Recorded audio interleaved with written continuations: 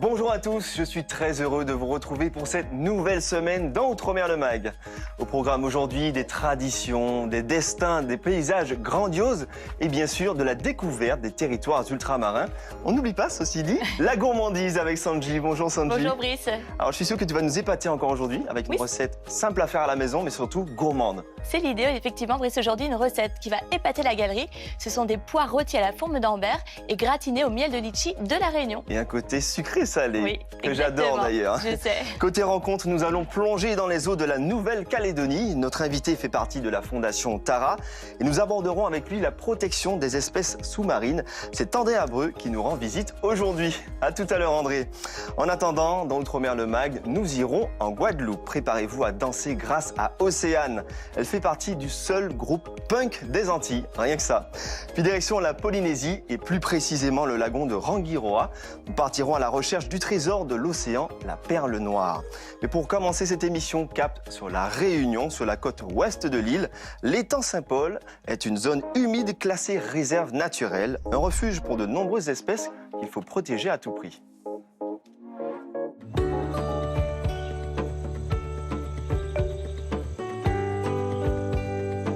À l'ouest de la Réunion, l'étang Saint-Paul est une réserve naturelle qui s'étend sur 485 hectares et abrite de nombreuses espèces protégées.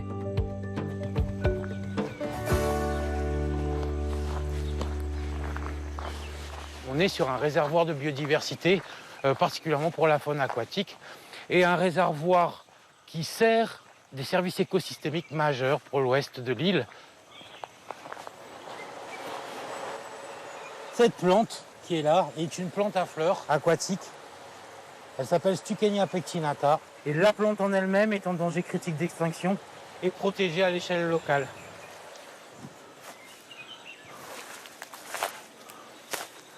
Il était appelé autrefois fond de jardin. Il y avait des agriculteurs qui produisaient, parce que cette terre, elle est riche, et donc du coup, elle apporte des éléments nutritifs qui font que vous aviez des choses qui étaient renommées à l'échelle de l'île. Mais l'usage a changé avec le temps. Et alors, on y va.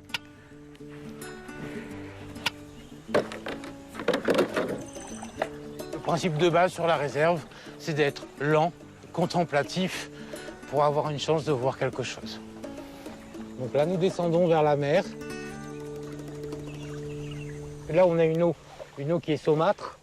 Alors, saumâtre, ça ne veut pas dire qu'elle est pas propre, elle est translucide. Ça nous donne une eau qui est à 5% d'une eau de mer. Vous avez la plus grande population de poules d'eau. Vous avez 200 couples reproducteurs qui se cachent le long de ces berges. C'est là qu'on voit qu'on a énormément d'oiseaux sur le secteur. Des plus gros comme les papangs qui nichent dans la réserve, l'oiseau emblématique de la Réunion.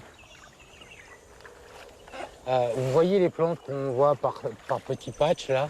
Si la réserve ne fait rien, elle colonise toute la surface. Donc à partir de ce moment-là, vous avez une eau qui va, au fur et à mesure, se dégrader. Nous avons investi dans un très gros engin pour l'enlèvement de ces déchets verts. On sent qu'il est en danger et on a identifié à travers toutes ces années tous les facteurs d'influence, les pressions qui s'exercent sur cette zone. Aujourd'hui, on a des défis. C'est extrêmement important qu'on arrive à préserver ces zones humides.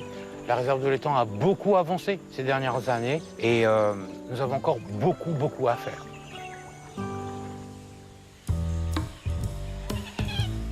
L'étang est le terrain de jeu idéal de Hugo, photographe animalier, pour observer les oiseaux.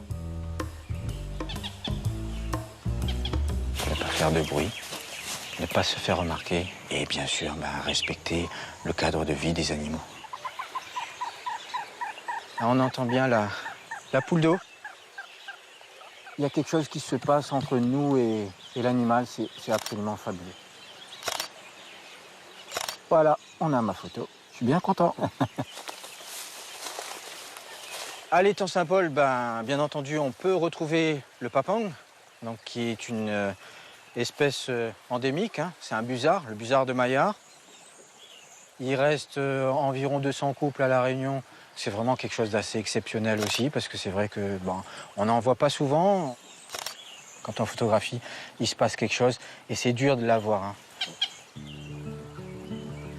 Aujourd'hui, c'est un lieu qui est préservé. Voilà, donc c'est à la fois un lieu où on aime se retrouver le dimanche pour pouvoir passer un bon moment en famille et puis apprécier des moments de nature, tout simplement.